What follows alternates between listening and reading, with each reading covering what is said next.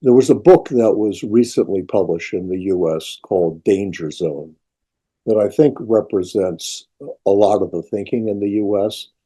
And the story goes along these lines. They basically say the Chinese economy is in decline and will remain in decline indefinitely. I think the reality is very different from that. The reality is that if you think about how China's economy has evolved in the last 40 years, originally, China's real competitive advantage that enabled it to become the manufacturing capital of the world was low-cost labor, which enabled them to turn out unsophisticated manufactured products. When it was no longer the source of low-cost labor because it had moved to Mexico, to Vietnam, etc., China quickly moved down the value curve and became the dominant high-end manufacturer, sophisticated manufacturing in the world. And through its supply chains, became the largest exporter by a pretty big margin of anyone in the world. And then China embarked on 2025, which was a commitment to, within a 10-year period of time, become the most advanced country in 10 specific advanced technologies.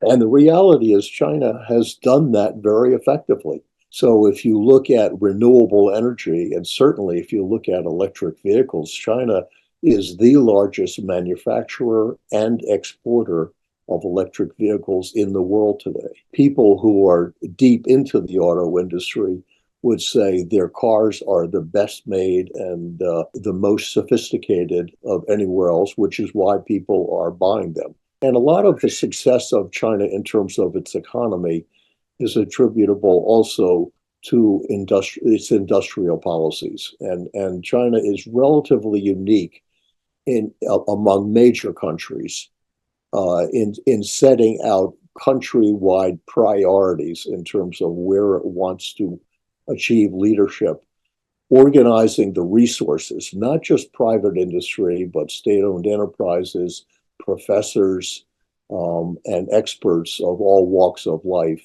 and then supporting it with tax breaks on the part of the government to encourage the development of those industries. So one real strength of China's economy longer term is the fact that it can use industrial policy to marshal resources in a way that enables it to move far more quickly than other countries can. The other huge advantage China has is its education system. The key to the high-tech environment that the world is evolving towards are students who are deep in science, technology, engineering, and mathematics, or what we call STEM students. The reality is China has more STEM students today than the rest of the world combined. So when you look forward, I think the notion that China's economy is in decline is wishful thinking. And by the way, this is not new. I mean, Gordon Chang wrote a book a number of years ago called The Coming Collapse of China, and obviously it never happened. Someone's been coming out with a book like that every other year or every year in the US, and it never happens. And it doesn't happen because the US basically underestimates how effective the Chinese government is with its industrial policies, underestimates the work ethic of Chinese, which is significantly stronger than in the US, and underestimates the resilience of China.